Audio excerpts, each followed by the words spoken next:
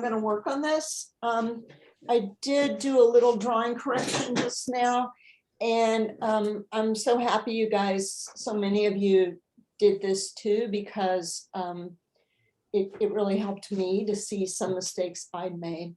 So rather than lay it all in again, which might be my natural inclination, let me just see if this is, oh God, I hate this. I kind of figured this out in life, but see, this looks so much more accurate now.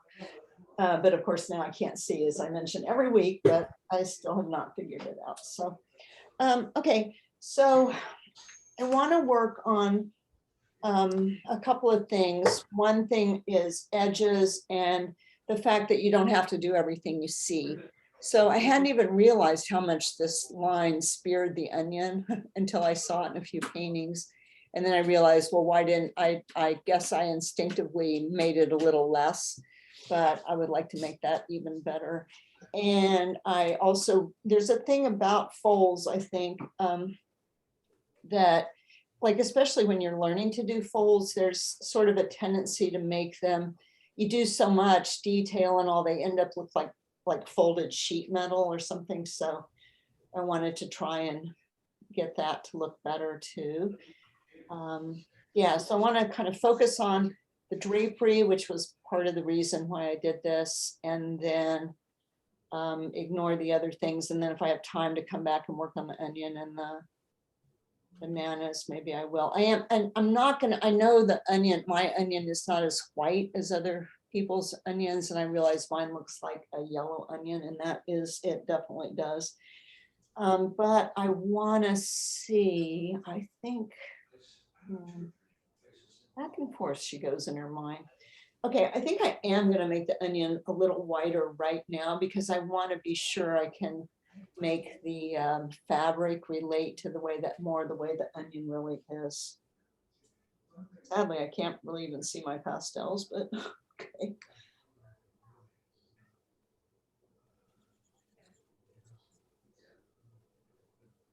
Too light.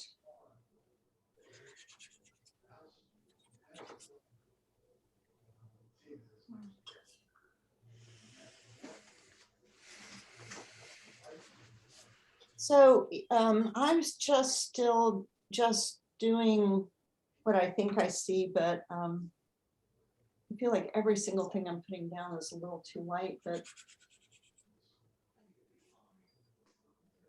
that's part of this thing. I'm still having trouble figuring out how to, I guess I need to Google it. Because I want onion, I want it to be dark enough that then when I put the light in, the highlight in, which is not a very strong highlight, but when I put that highlight in, I want it to stand out. So I was thinking that maybe if I also changed quite a bit of the color in the shadow and the halftone of the onion, instead of having everything looking so yellow, that might. All right, I gotta see if I can do anything about this. This just doesn't look right. No.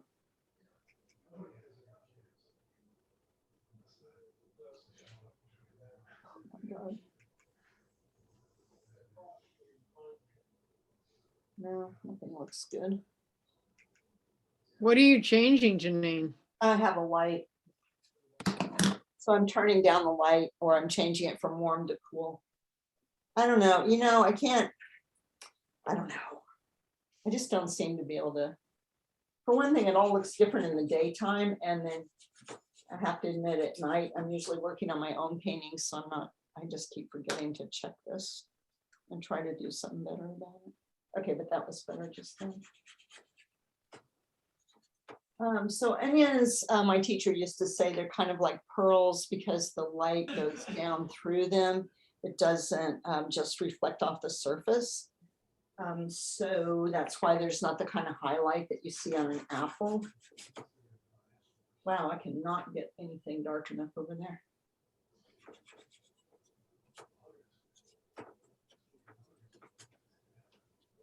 It's a little better. Okay, yes, don't you love that? She says, I'm not going to work on the other things. And then this is what happens 30 minutes later, I'm still fooling around with the onion.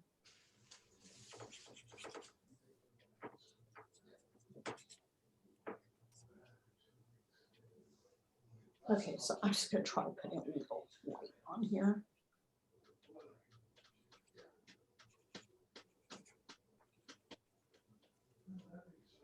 All right, so I feel like that looks a little more like a white onion. Yes, there are some reflected lights. So I can't remember if I talked about reflected lights, but I'll just talk about them again. When you go to paint reflected lights, you need to squint and squint at your still life and see how much the reflections really stand out when you squint at it. And then you need to squint at yours and see if they're kind of the same, because you'll be fooled into thinking that the reflections are much lighter because they're down there surrounded by darkness. But almost always, you know, not to make a rule, but almost always the reflected lights are less strong than the real light. Sometimes, you know, when you're painting metal or something, maybe that wouldn't always be exactly true. And then with everything like reflections or whatever, you also have to decide how much do you really want to call attention to something. Yeah, it's funny. This area right here is so dark in real life that let's keep looking for darker things to put in there.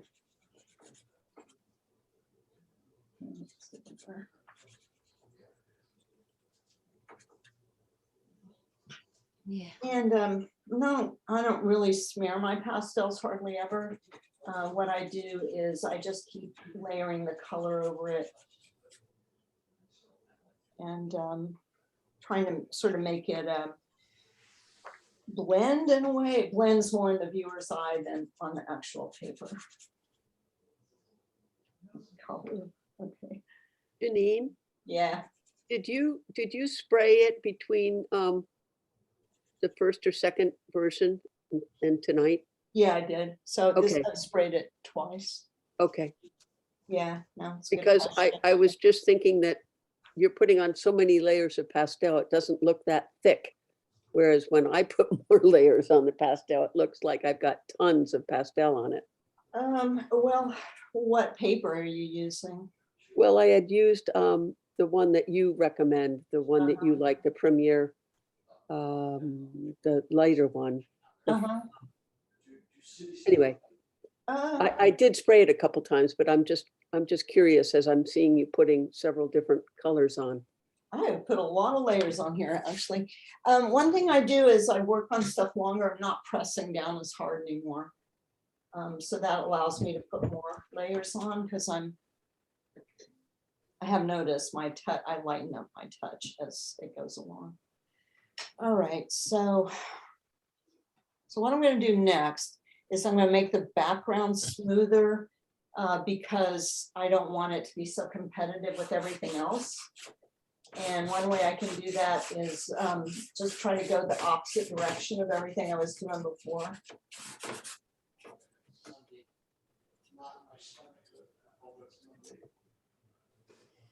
So, wow, that's so, okay, just, I'm gonna quit looking at my computer at this and just ignore it.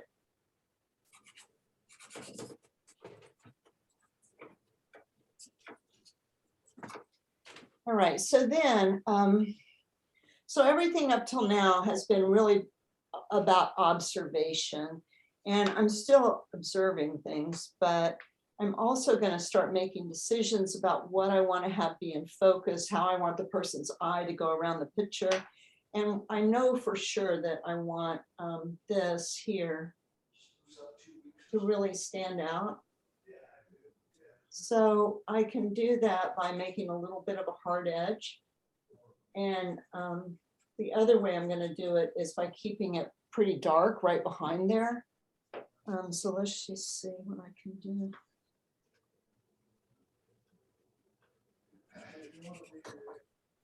Well, isn't that funny? That was nothing like what I expected.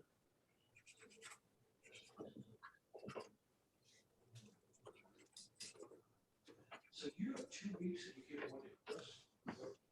Well, It's good. I started sticking my tongue out, so I must be really concentrating now. Okay, so I want that to be dark behind there. There is, I guess, some reflected light from the onion, like bouncing back in there. And it kind of looks like I have that, even though I didn't realize I was. But I don't want to get too carried away with that. I don't want that to become super important or anything. So I'm not going to do any more to that. But what I am going to do now is I'm going to add the light on top here. But I'm not going to make it very light because I want it to go back. I don't want it to compete with the onion.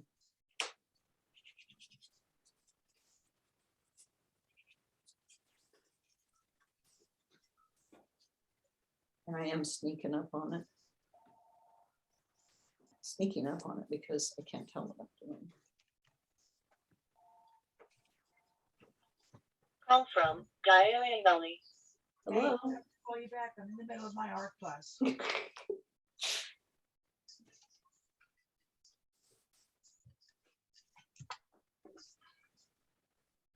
You could, a place where you might be tempted to smear things is really actually on drapery. The problem with or clouds, the problem with smearing stuff is that it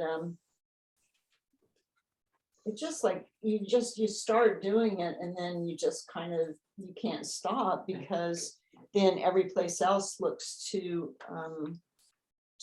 texture-ish. So I don't know, that kind of disappeared. So I'm going to try to bring that back a little bit. Okay, so I could think maybe, okay, maybe that's how I want that to be for now. And then I'm gonna, but maybe in here, I want to see if I can tone that down even more.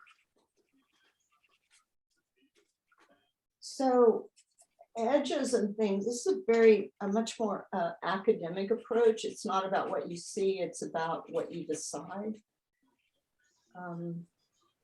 So it's really different than Impressionism in that way. It's not exactly. It's more like where you learn how to paint this and you learn how to paint that, and then you paint it that way no matter what it looks like. And the person I really learned about edges from more than anyone else, Degas and Cezanne. So yeah, maybe I should do that. Maybe next week I'll do that. I'll get a few examples of Degas' work so we can really look at the edges thing together. He was so good at it that, you don't even know until you start really looking at him.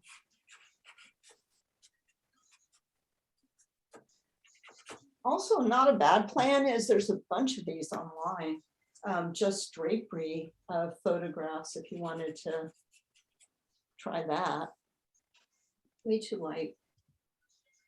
You did show us that Degas of dancers with the edges Yeah. a couple weeks ago. That was helpful. Some of his, there's some that are even better than that. I just didn't have time. I think I just grabbed it right that minute. I didn't like pick something out ahead of time.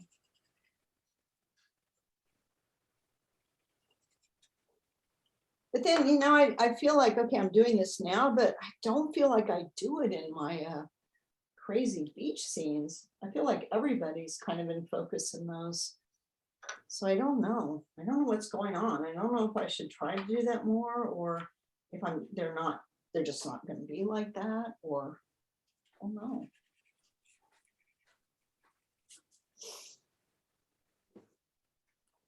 So Wendy, last week I showed pictures from your website. Did you? I did, of snow scenes. Of mistakes? No, of wonderful, fabulous snow scenes. Because I thought they should see like snow scenes by someone who's really good at them. Oh, well, thank you. I think they sometimes look like fur coats. Like what? They look furry sometimes, my snow scenes. The one I did today.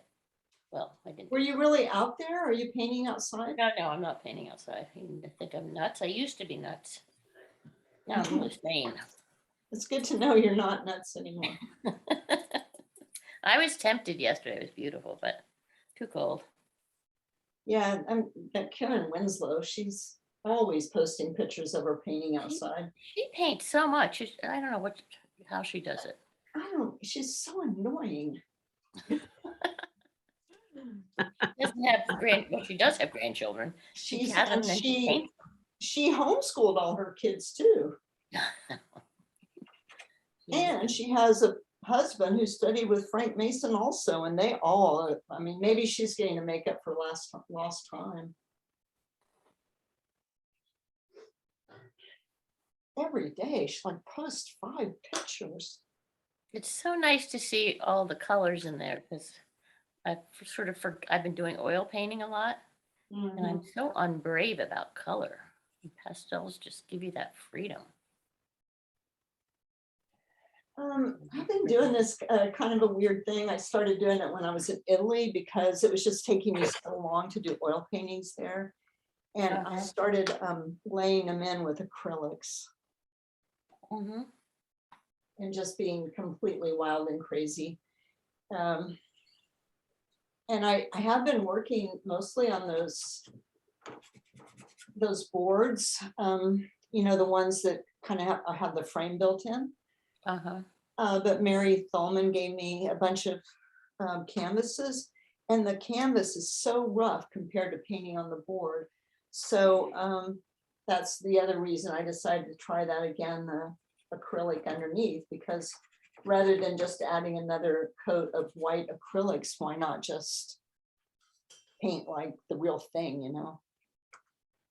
So I'm going to take pictures when I have a painting ready to start. So I'm going to take pictures. Then the real problem was I kind of liked it better, you know, because the acrylics were so wild and crazy because I didn't use any tiny brushes. I just used big brushes, and I do feel really tight. Do you think oils make you more tight? Is that? They certainly make me more tight. No. I'm using water-based oils for the first time. And How do you feel about them? They freed me up a little, but I'm They not sure I freed like you them. up. They did, except I killed all my brushes because you actually do have to still wash them. Yeah, you have to either use the Winsor Newton ones, the artisan ones that are made for it. The brushes? Yeah. Oh, well, I've been Winsor using. Newton makes brushes for the water-based oils, and they last much better. And the other thing that helps a lot is to use the that soap that comes, that little artist soap stuff that comes in the little plastic tub. Yep. Okay. But yeah, it wrecks your brushes. It really does. And I've been using, I got myself a $28 brush. I got the 1-hair brush, you know, it's sable. Because all these things I'm painting are so tiny. But man, and so now I've had to buy a second one. It's the most expensive brush I've ever owned. The draperies are absolutely beautiful. The what? All that the cloth, the drapery. Beautiful. Is looking good? Yeah. Good. The one thing I notice is that the banana that's closest to the onion looks like it's sitting on the banana. Oh, good point. Then the banana is actually up over the onion. So the solution to that is, I'll go back there in a minute. But the solution to that is I worked on the onion last, and you need to work on last whatever's in front. So when I was working on it, I messed up the edge. Right. But that's really good to remember is like in landscape, I try, oh God knows I try. I do try to work from back to front the last time over. So like this, I love this. I was so enamored of it, but you just don't get to have everything. What's wrong with it? What? What's wrong with it? It draws too much attention away. Oh. So I think what I'm going to do is just make it go on off like that. And then, then I could, the big lie.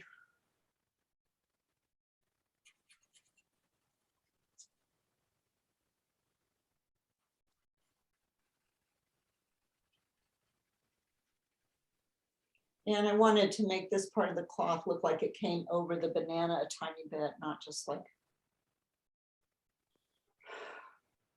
I don't know. Anyway, so I think that's better, what I just did. I'm not done, but I think that's a little better. But that, I mean, it does bring up kind of a good point. Sometimes there's stuff you just love. You just love that little place. And then, but you can't have it because it doesn't go with the rest of your painting. So then maybe you have to set up something the next time that will, where you can have that little thing you love.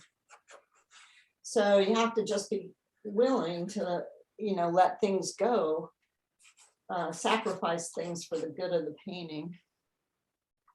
Because it's like you have some ideas, but then the painting has its own ideas.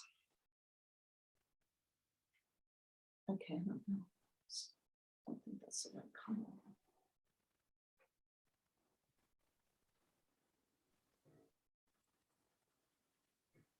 Yeah, so see, that's a little unfortunate too. Like I said, I just found this picture. I don't have my stuff to set up a still life here.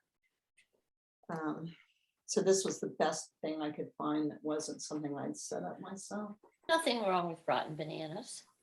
Nothing. It's my first banana I've ever painted. Wendy. Oh, but Fawn sent me such a good painting she did long ago of bananas.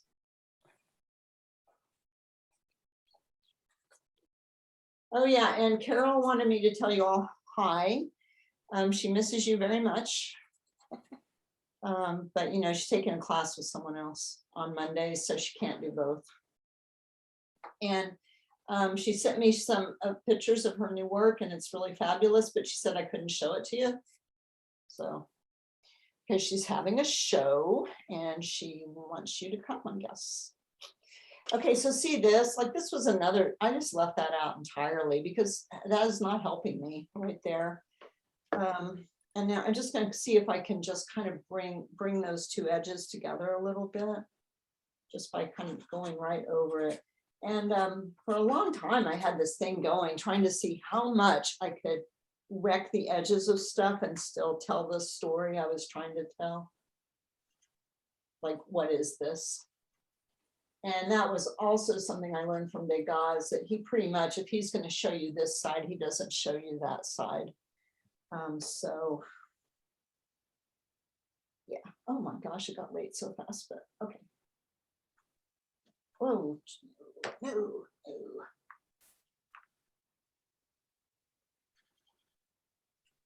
But I could, and that was the other thing. I know a lot of people have heard me say this about 1,000 times, but it was such an amazing experience to where my teacher told me that my work was really shallow and that I needed to go to the art museum and try to figure out why my work was so shallow, which, you know, is not really what you want to hear.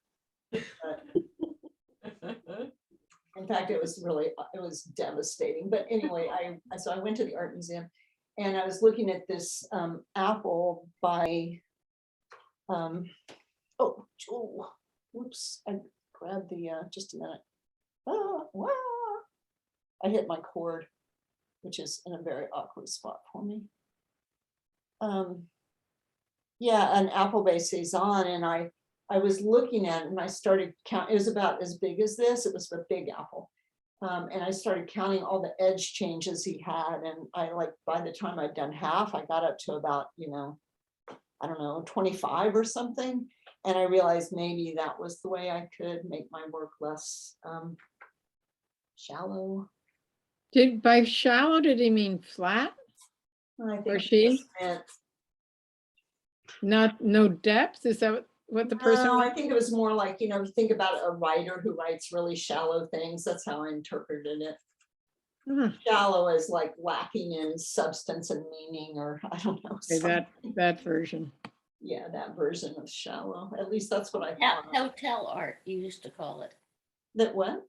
Oh, Hotel hotel art. Yes, Yours is nothing like hotel art.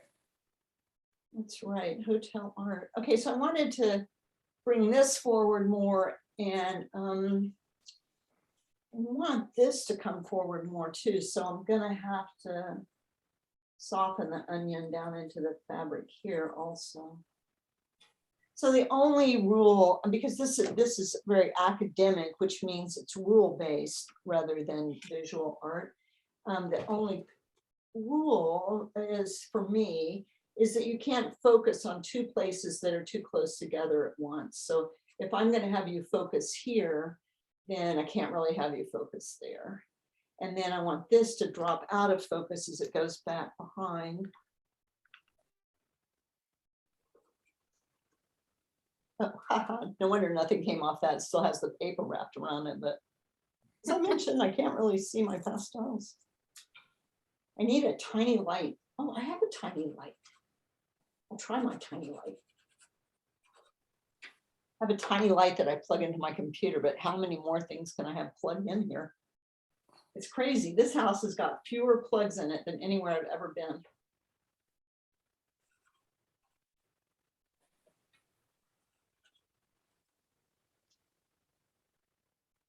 Okay, and then I kind of messed this up, but I'm gonna see if I can make that better.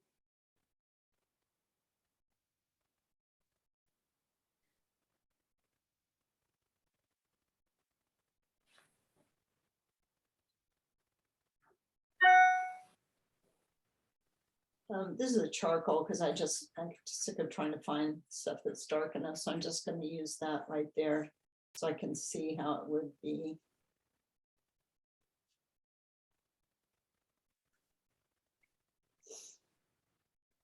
Pretty bad.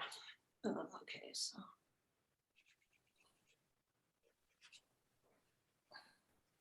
So then I could try to make this right here stand out a little more, try to do a little better job right there. So it's like I might start with an outline, but I don't usually leave things super outline. Sometimes I have, but the thing about outlines is they tend to flatten what you're doing because there really is no outline in nature. There's just this place where you can't see around anymore. And I guess I'm enough of a realist that I want my stuff to look like it goes around. So then I can make this darker too, so that this pops forward more. You can see this takes a long time to make a decision about everything. And I want that to go back. I don't want that to be so in focus because I want this to be, so I could do right here, I could put a little lighter place on the background.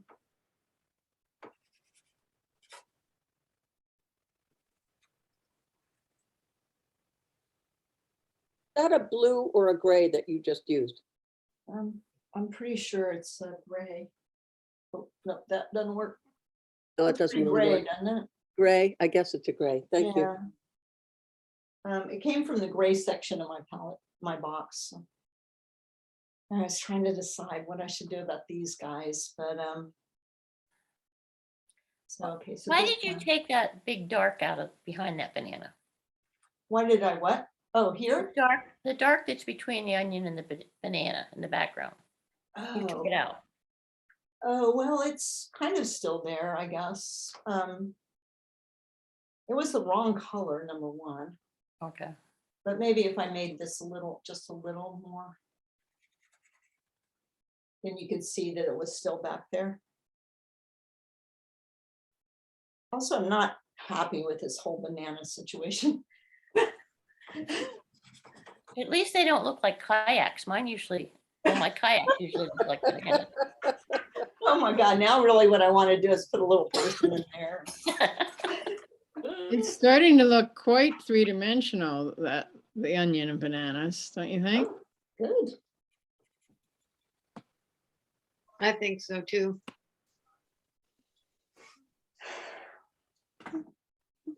Well, I can't decide about that. So but I gotta just make this a little better right in here.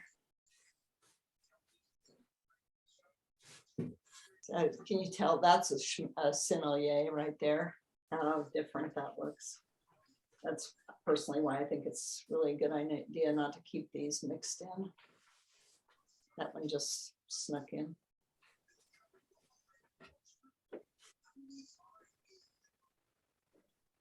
That must be one too, hard as a rock.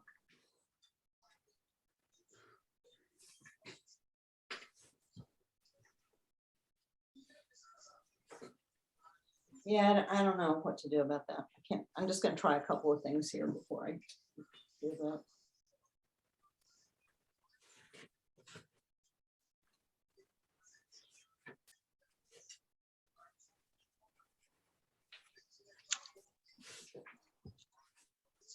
Right, sort of like that better. I know this isn't drawn right. Really sorry about that.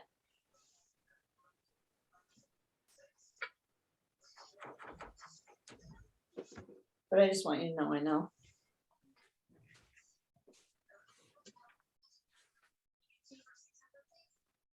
Okay, and then I want to be sure, like here, like, okay, so maybe I could have that, but I have to be sure that this really comes in front of that.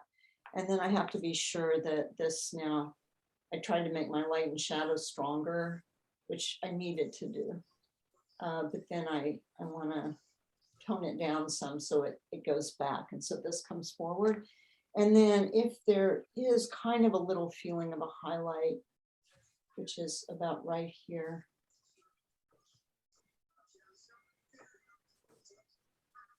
But then highlights can't be right on the edge between the light and the dark.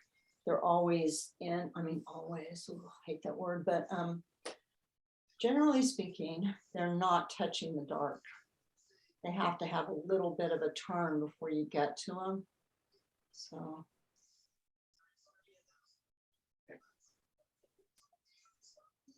And I know that, I mean, there is a little highlight here, but then I could try putting it in and see if I liked it or if it needs to. No, I don't like it like that because I made it too big.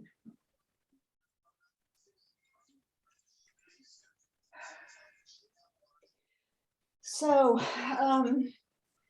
as you keep working on things like over time, like I can't finish this tonight either. If I was going to finish it, it would take me even longer. But you want to somehow be able to add stuff without tightening down too much. So that's kind of hard.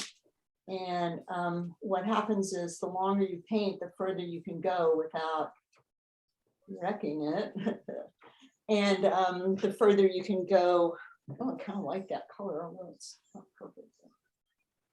Yeah, the longer you paint, the longer you can paint on a painting without, yeah, wrecking it. Like I had, well, I'm sure I've told you this story before too, but I had this one student and he was incredible. His paintings were incredible for like the first 30 minutes. And then he kept working on them and he wrecked them every time. It's like I could not get him to stop. Just like stop. Because they were so loose and free and really nice. And then you would just tighten them way up. And anyway. That's why it's so good to teach art, because you just learn so much about learn so much yourself.